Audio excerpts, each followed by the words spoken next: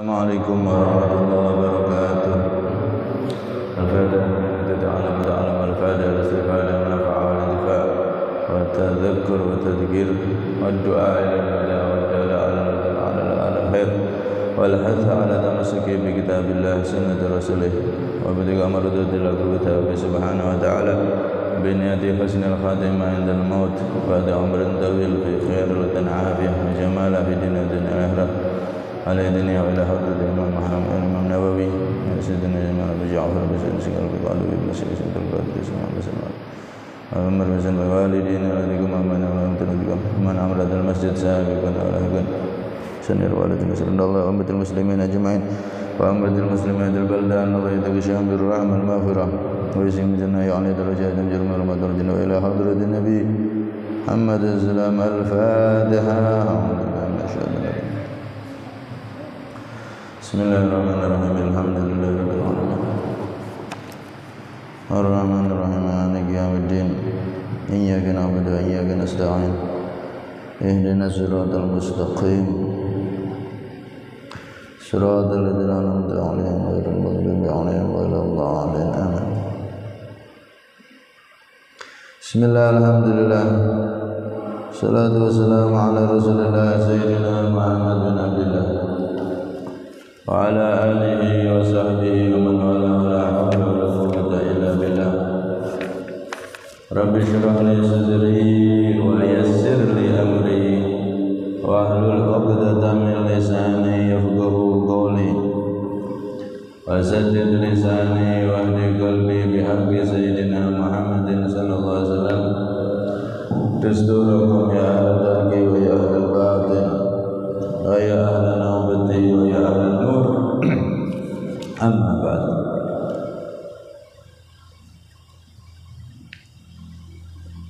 Qala Mus'alif radhiyallahu anhu wa nafa'ana bi bidaril amin fi hadith alladhi fil hadith alladhi rawahu Umar radhiyallahu anhu ila an qala fa akhbirni 'anil ihsan. Qala fa akhbirni 'anis sa'ah.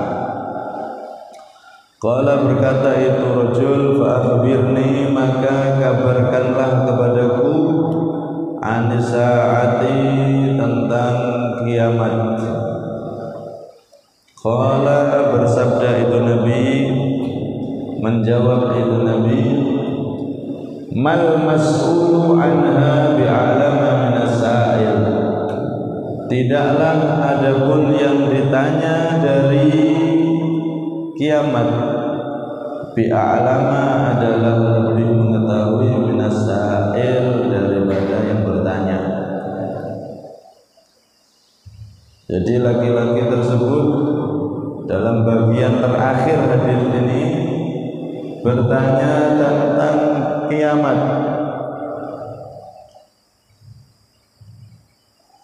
Fa akhbirni 'anis sa'ah, kabarkan kepadaku wahai Nabi tentang kiamat. Maka dijawab oleh Nabi, yang ditanya tentang kiamat tidaklah lebih tahu daripada yang bertanya. Artinya yang bertanya sama yang ditanya sama-sama tidak tahu kapan kiamat. Qala kemudian laki-laki itu berkata lagi, fa akhbirni an amaratiha. Fa akhbirni maka kabarkan kepadaku an amaratiha dari tanda-tandanya sa'ah atau kiamat.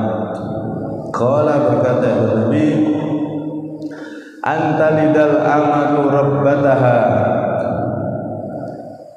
Hendaknya melahirkan itu al-amatu budak perempuan, rabbataha pada majikannya. Wa antaro dan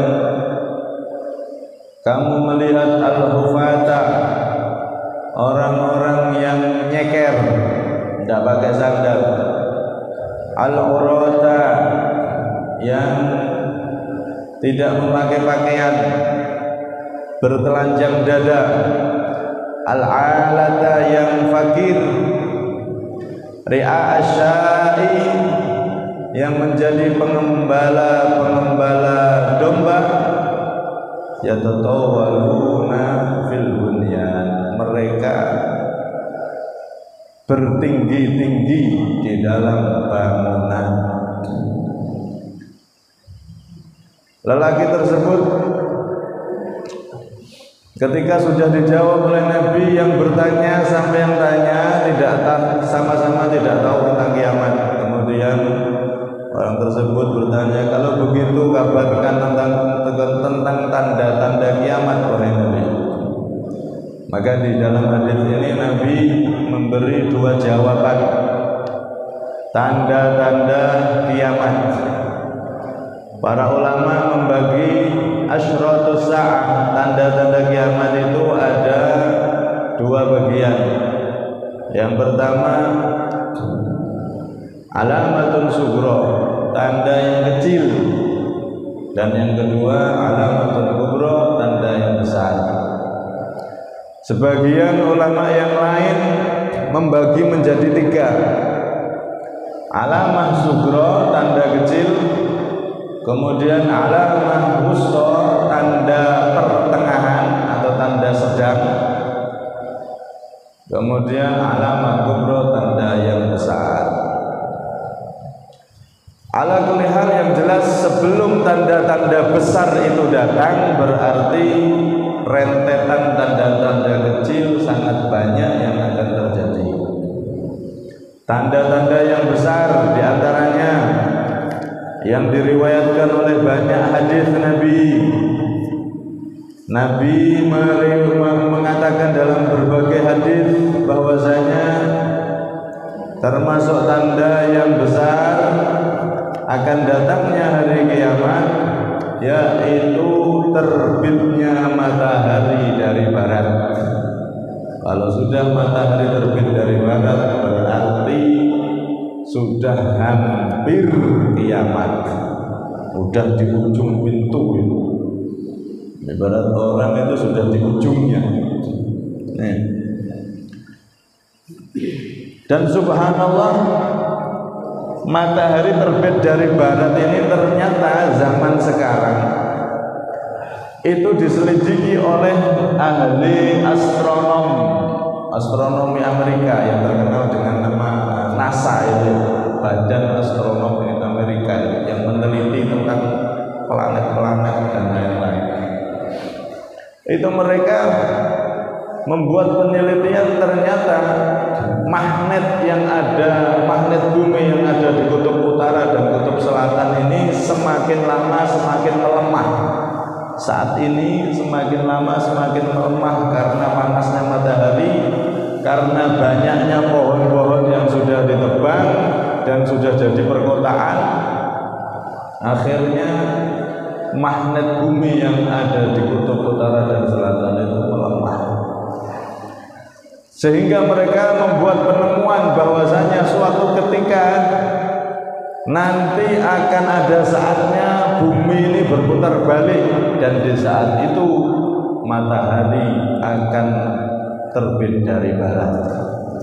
Masya Allah, hadisnya Nabi yang dulu ketika ilmu pengetahuan itu belum nyampe ke situ seakan-akan mustahil. Iso matahari terbit dari barat. Ternyata sekarang ilmu pengetahuan begitu canggihnya, dan bahkan sudah ada prediksi nanti suatu ketika kalau magnet bumi ini betul-betul sudah tidak kuat, maka ibarat putaran itu akan berputar balik dan matahari akan terbit dari barat. Kalau sudah matahari terbit dari barat, itu berarti tanda-tanda yang besar. Nah, sudah hampir kiamat. Kemudian termasuk tanda-tanda yang besar lagi, Zuhurul Mahdi, keluarnya Imam Mahdi. Keluarnya Imam Mahdi Muhammad bin Abdullah, yang mana dalam hadis begitu banyak sampai-sampai dikatakan mutawatir maknawi. Hadis yang menerangkan tentang keluarnya Imam Mahdi itu derajatnya sudah mencapai mutawatir maknawi. tapi belum mutawatir yang asli. Kalau mutawatir yang asli itu kufur kalau tidak percaya. Ini mutawatir maknawi. Hampir saja kalau ada orang yang tidak percaya bisa kufur. Datangnya Imam Mahdi ini disebutkan dalam berbagai banyak hadis. Nabi SAW bahkan menerangkan, andaikan kiamat itu tinggal 1 hari, maka Allah akan panjangkan hari tersebut sampai keluar seseorang dari keturunanku yang namanya seperti namaku dan nama ayahnya seperti ayahku, yaitu Muhammad bin Abdullah Al-Mahdi. Nah, itu nanti akan keluar Imam Mahdi. Orang-orang yang beriman, yang betul-betul menjaga imannya, taat kepada Allah, nanti akan berbaris di belakang Imam Mahdi. Nah, kemudian diantaranya lagi adalah turunnya Nabi Isa dan keluarnya Dajjal.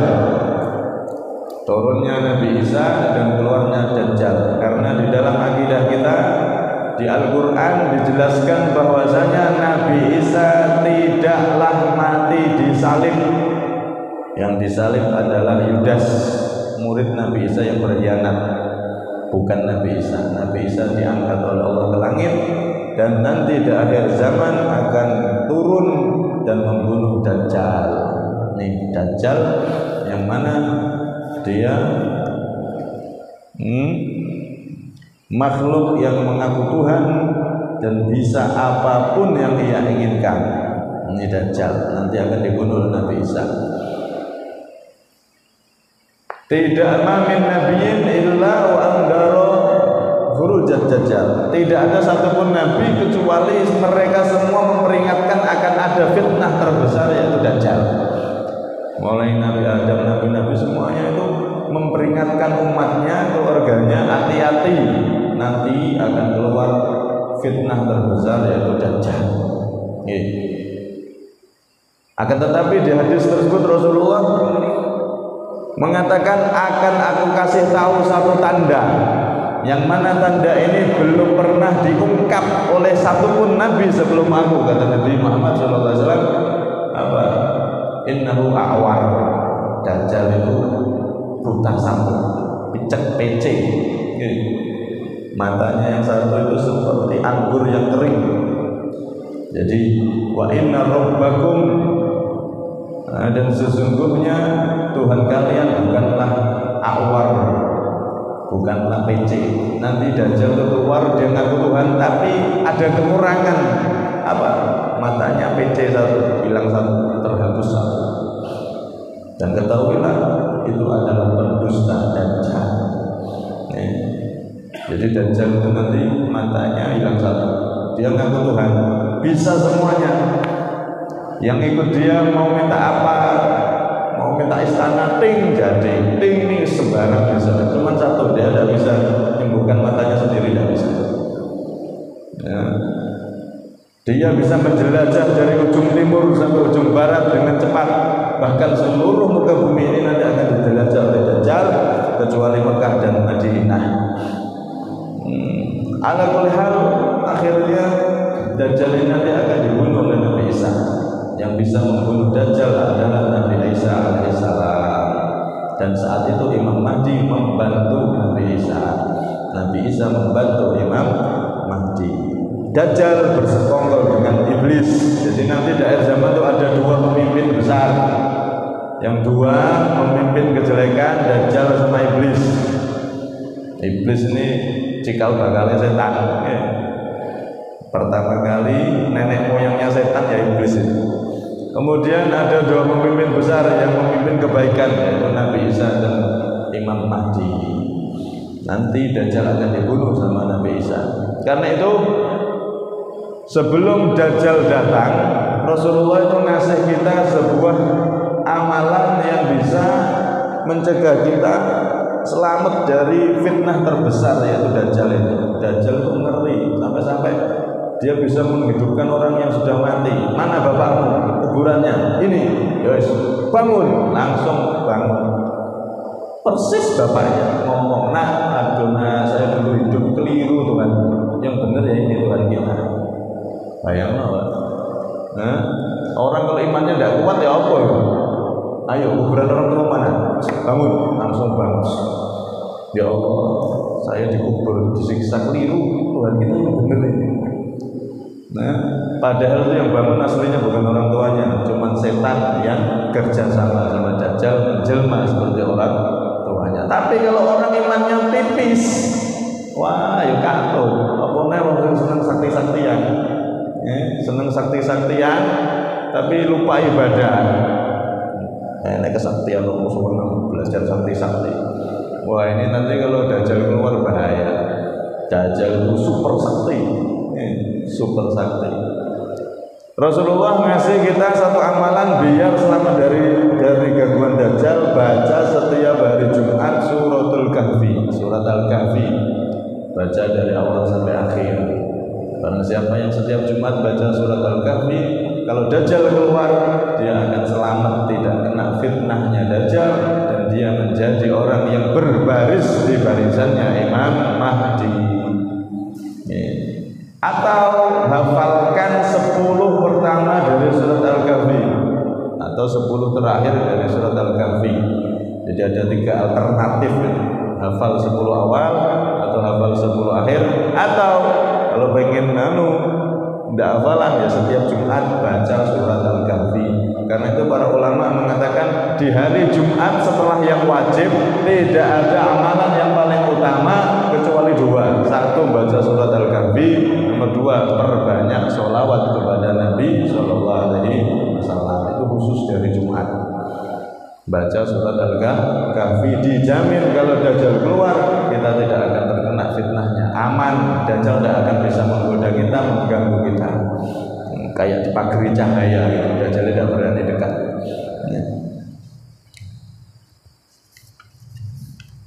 Setelah tanda-tanda besar itu barulah kiamat datang. Nah, sebelum matahari terbit dari barat, sebelum Imam Mahdi keluar, sebelum Nabi Isa keluar, sebelum Dajjal keluar, sebelum nanti ada Jud Ma'jud keluar, itu tanda-tanda besar. Itu semuanya adalah tanda-tanda kecil.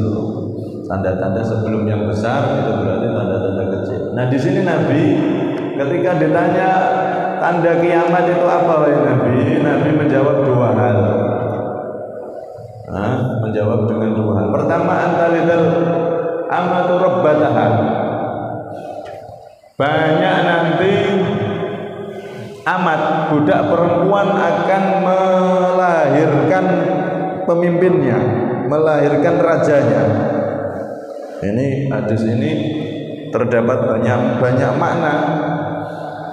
Termasuk salah satu makna dari hadis ini adalah banyak nanti di zaman akhir perempuan yang melahirkan rajanya, pemimpinnya. Maksudnya apa? Banyak anak yang durhaka sama orang tuanya. Terus koyo rojo. Pak, tukang HP. Pokoknya kayak raja di tingkah polanya. Ayah ibunya dianggap seperti babunya, diperlakukan seperti pembantunya. Dan ini banyak sudah terjadi sekarang. Alamat yang ditunjukkan oleh Nabi. Banyak di akhir zaman perempuan yang akan melahirkan majikannya. Anak ternyata ketika besar dia berperilaku seperti majikan dan orang tuanya diperlakukan seperti pelayan. Alhamdulillah min dzalik. Artinya banyak anak durhaka. Kalau kita ada di satu zaman di situ banyak anak yang durhaka, berarti tanda yang disebutkan Nabi sudah ada. Dan sekarang ini sudah banyak itu. Anak yang durhaka kepada orang tuanya. Batasan durhaka sama orang tua itu bagaimana? Ada 2 pendapat. Pendapat yang pertama ini yang ngeri. Kalau kita diperintah oleh orang tua terus kita bantah dan tidak mau melaksanakan, padahal bukan maksiat. Kalau maksiat jelas kita tidak boleh taatnya. Ini bukan maksiat, tapi kita tidak mau melakukan, maka ini menurut pendapat pertama sudah jatuh jadi anak yang durhaka. berarti banyak berarti. Mungkin kita semua termasuk pernah seperti itu. Tapi ada ulama pendapat yang kedua, yang dimaksud durhaka itu ibqaul walidain. Ini riwayat dari sahabat Abdullah bin Umar. Yang disebut durhaka sama orang tua itu bukan kalau diperintah tidak mau, belum tentu durhaka. Tapi kalau sampai orang tuanya nangis, sakit hati sampai nangis, itu baru disebut durhaka. Kalau cuma diperintah tuku lombok tidak bilang. Tapi orang tuanya tidak sakit hati, biasa, berarti ya tidak apa-apa. Tapi kalau di anak ini melakukan sesuatu yang bikin orang tuanya jengkel, bahkan sampai nangis, sampai sakit hati nangis, maka itu jatuh, anak tersebut dihukumi anak yang durhaka. Ya Allah. Habib Ali bin Ja'far Al-Idrus Kamakal, beliau pernah mengatakan kurang lebih innal bala wal waba, sesungguhnya bala, musibah, wal masaib ta'umul ibad wal bilad, itu merata mengena manusia dan mengena seluruh daerah. La bimujarradil ma'asi al-kabirah, itu bukan hanya karena maksiat-maksiat besar seperti berzina, mabuk, judi. Itu memang mengundang bencana, mengundang bala kalau dibiarkan. Tapi bukan itu saja. Yang paling menjadikan penyebab terbesar datangnya musibah, bala, penyakit yang menyusahkan kaum muslimin adalah hukukul walidain, durhakanya anak kepada kedua orang tua. Dan ini hampir ada di setiap rumahnya kaum muslimin. Anak sakniki sing nyeneng wong tua itu sudah jarang. Bahkan dia orang yang berpendidikan kadang dididik orang tuanya, dikasih pendidikan tinggi, tapi nyakiti hati orang tua. Pendidikannya tinggi, bahkan mondok, kadang-kadang punya ilmu agama tinggi, masih durhaka sama orang tua. Naudzubillah min dzalik. Ini zaman akhir dan menjadi penyebab utama banyaknya musibah. Paling utama ini malah itu, banyaknya anak yang berani sama orang tua, yang menjadikan sakit hati orang tua. Maksiat, judi, zina, kalau terang-terangan memang itu mengundang bencana juga. Tapi lebih kuat lagi itu kalau banyak anak-anak yang durhaka. Dan ini ya Allah, zaman akhir itu banyak orang yang nyesel punya anak. Nyesel aku juga anak gue. Banyak yang nangis gara-gara anaknya. Karena itu sebagai orang tua harus betul-betul mendidik anak dari awal, itu dekatkan dengan ilmu agama. Kadang di pondok mawon masih bandel, masih durhaka, apalagi yang enggak dekat dengan ilmu agama. Dan di zaman akhir ini para ulama memberi nasihat kepada kita yang jadi orang tua, banyak-banyak ngampuni anak kalau salah. Sing duwe ati lego-legowo, nek iso nyegoro. Kayak lautan, hatinya seluas lautan, anaknya buat kesalahan diampuni, di sepuluh. Sampai-sampai dulu ada orang soleh, dia itu mulai anaknya kecil sampai dewasa tidak pernah merintah anaknya, nyuruh apa itu tidak pernah. Tetangganya ini heran loh, pas sudah besar anak ditanya, Pak sampean ini kok bisa? Saya lihat tidak pernah nyuruh anaknya ke sini ke sana, tidak pernah. Anaknya dibiarkan, dibimbing, tidak pernah diperintah. Merintah beli ini, beli tidak pernah. Maka ditanya dan dia menjawab, inni akhafu anni la amartu bani bidzalika ya'sini bidzalika fa yastajibun nar wa ana la ahliku bani bin nar. Aku khawatir kalau aku perintah anakku, perintah dengan sesuatu, kemudian dia tidak mau melakukan sampai aku jengkel, akhirnya dia berarti jadi anak durhaka. Kalau anak durhaka bahaya, nanti bisa masuk neraka, dan aku tidak mau anakku masuk neraka. Sampai saking hati-hatinya orang tua ini, dia tidak pernah nyuruh anaknya. Khawatir nih anaknya bantah, khawatir kalau anaknya nggak mau melakukan, akhirnya jadi anak durhaka. Masya Allah. Kalau kita niru kayak gini nggak bisa.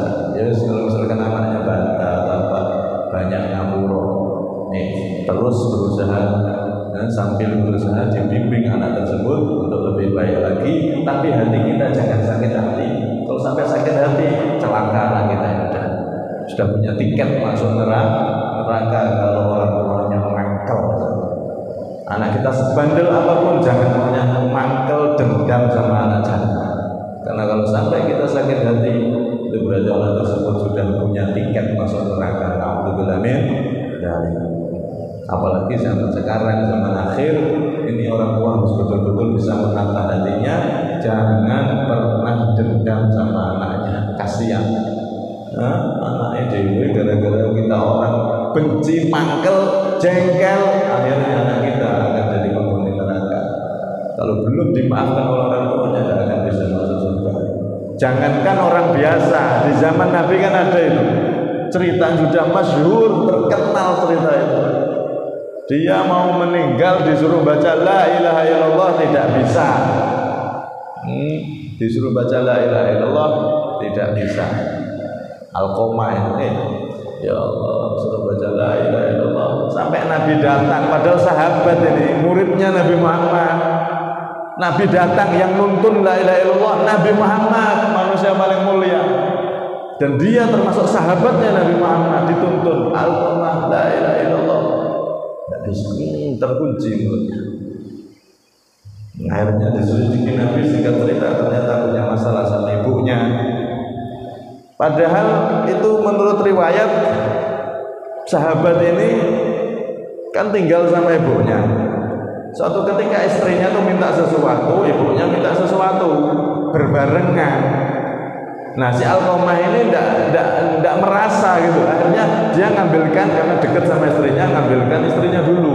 Nah ibunya ini sakit hati, diam-diam sakit hati. Alqomah tidak tahu, bukan durhaka, padahal tidak sengaja gitu. Akhirnya ketika mau meninggal baca la ilaha illallah, ini padahal tidak sengaja. Istrinya minta ambilkan apa, ibunya bareng, cuman deket ibunya, dia ambilkan apa deket istrinya, diambilkan istrinya dulu. Ibunya tahu, ibunya sakit hati kok istrinya didahulukan. Padahal gitu toh sakit hati, cuman dipendam, tidak tahu. Sampai Alqomah mau meninggal itu, ternyata tidak bisa baca la ilaha illallah gara-gara itu. Masya Allah. Lah apalagi sampai bantah, kowe iki bu, kamu, aduh, ini tidak nyakiti hati, cuma tidak sengaja itu tadi. Ya Allah, ibunya sakit hati, jadilah dia terhalang dari mengucapkan syahadat. Akhirnya singkat cerita dimaafkan oleh ibu tersebut, mau dibakar sama Nabi. Wes, kalau nggak kamu maafkan ibu, nih sahabat saya tak bakar sekarang di dunia daripada nanti dibakar di akhirat di neraka. Dikumpulkan kayu mau dibakar, itu sudah ada diampuni sama ibunya. Ya Allah, ini orang tua ini luar biasa. Hati-hati, doanya orang tua seperti doanya Nabi ke umatnya. Doa orang tua ke anak itu seperti doanya Nabi kepada umatnya. Bahkan para ulama mengatakan, andaikan kita bertemu dengan wali kutub, wali paling hebat, pemimpin wali, orang soleh paling soleh sedunia, kita salaman sama dia, kan hebat. Orang soleh sedunia ini paling ilmunya paling top, ibadahnya paling top, hatinya paling bersih misalkan. Kita ketemu orang seperti itu, bagaimana? Senang, cium tangan bolak-balik, minta doa. Ketahuilah tangan orang tua kita, bagi kita itu lebih utama daripada tangan orang tersebut. Doa orang tua kita lebih didengar oleh Allah daripada doa orang tersebut. Karena itu wali terbesar bagi kita itu kedua orang tua. Nah kalau kita orang tuanya sudah tidak ada, sudah meninggal, maka doakan terus orang tuanya, doakan terus orang tuanya. Nah, kalau bisa diziarahi. Dulu Nabi pernah melarang ziarah, akan tetapi fazuruha. Kemudian Nabi suatu ketika beliau memerintahkan untuk berziarah. Yang dilarang itu perempuan-perempuan. karena takutnya nanti malah histeris di pemakaman. Kalau laki-laki ziarah berdoa di situ tidak apa-apa. Ini yang pertama, tanda yang disebutkan oleh Nabi, banyak anak yang dia durhaka kepada kedua orang tuanya. Ini sudah berarti tanda-tanda kiamat sudah terjadi. Yang kedua, wa antaral hufatal ur'ala ri'asyah yatatawwaluna fil bunyan. Kamu lihat di zaman itu nanti ada orang yang dulunya tidak pakai sandal, tidak bisa beli sandal, pakaiannya tidak lengkap, cuman pakaian celana aja nutup bagian bawah, di bagian atas dia tidak kuat beli, saking fakirnya, saking miskinnya. Terus dia kerjanya gembala kambing. Mereka di zaman nanti, di suatu zaman akan berubah jadi saudagar kaya raya dan saling berlomba-lomba membangun rumah yang begitu tinggi. Di dalam riwayat lain disebutkan, apakah mereka itu orang Arab ya Nabi yang dimaksud itu? Siapa lagi gitu Rasulullah kalau bukan mereka?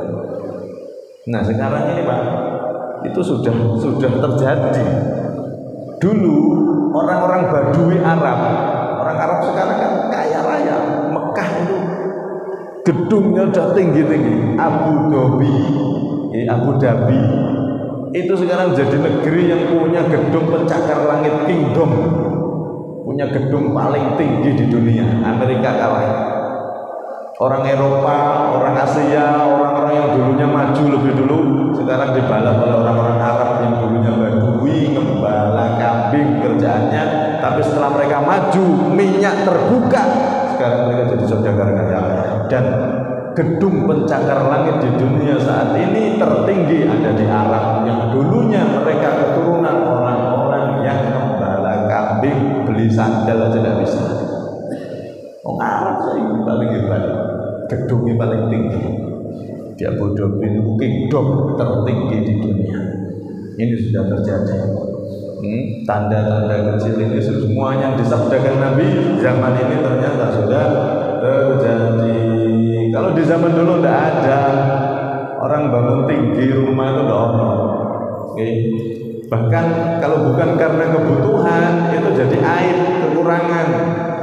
Imam Hasan Al-Basri itu sampai mengatakan, kuntu wa ana murahik adkhulu baita azwajin Nabi sallallahu fi khilafati Utsman fa atanawalu saqfaha bi yadi. Imam Hasan Al-Basri ini orang yang pernah diasuh oleh salah satu istri Nabi, yaitu Sayyidah Aisyah. Beliau tabi'in, tidak pernah ketemu Nabi, tapi ketemu sama istrinya Nabi. Minat tabi'in. Nah, beliau mengatakan, aku dulu pas masih kecil masuk ke salah satu rumahnya istri-istri Nabi di zaman kepemimpinan Sayyidina Utsman. Saat itu Sayyidina Utsman jadi khalifah. Aku masih kecil masuk ke salah satu rumah istri Nabi, dan ketika tanganku aku ayunkan ke atas, aku bisa meraih daripada atap rumah para istri Nabi. Saking cendeknya rumah. Jadi aku gini dong bisa pegang genteng. Itu zaman dulu, betapa sederhananya orang-orang di zaman Nabi rumah. Ini tok, padahal masih kecil. Beliau bercerita seperti itu. Karena itu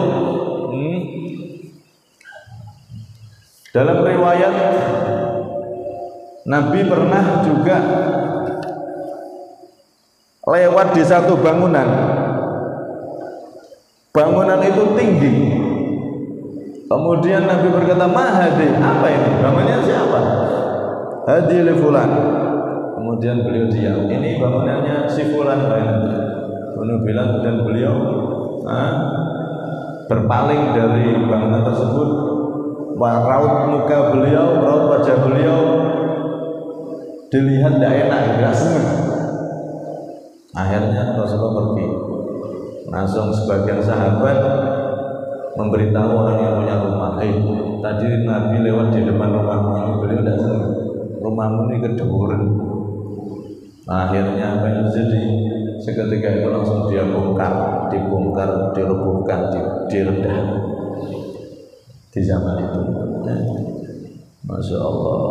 Sampai-sampai diriwayatkan dari Ibnu Mas'ud, man bana fawqa ma yakfihi nadahu munadin minas sama' ya aduwallahi ila aina turid.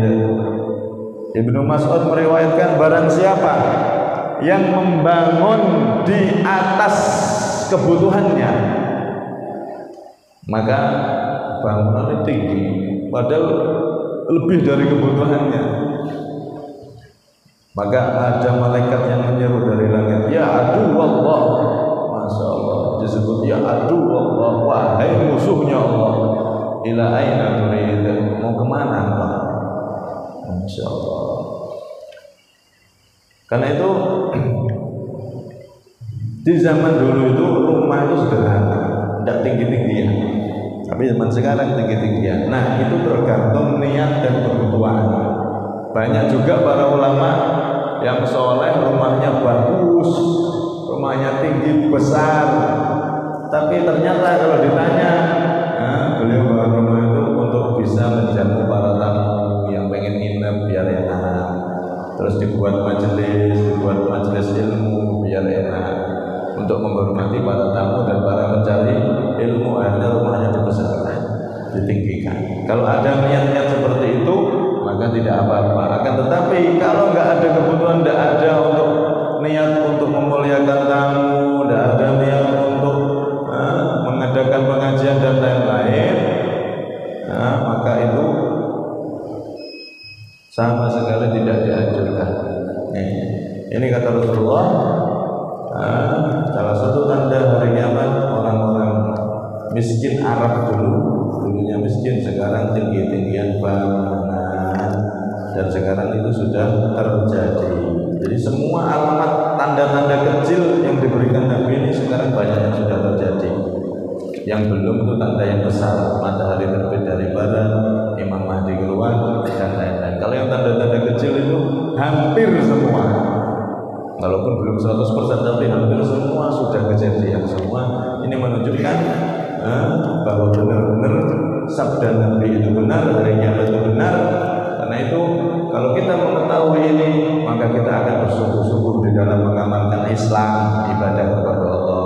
Kita sungguh-sungguh yakin iman, rukun iman kita tancapkan dalam hati, dan kita berusaha membenahi akhlak kita, karena memang kiamat itu ada dan semuanya sudah terjadi, dikabarkan oleh Nabi SAW. Semoga kita termasuk orang yang mempersiapkan dengan sebaik-baiknya setelah umur yang panjang. Semoga kita semua diselamatkan oleh Allah Subhanahu wa taala dari segala mara bahaya musibah. Amin Allahumma amin. Dijaga menjadi orang yang selamat dunia sampai akhirat bersama rombongannya Imam Mahdi, rombongannya Rasulullah SAW di dunia sampai akhirat. Amin Allahumma amin.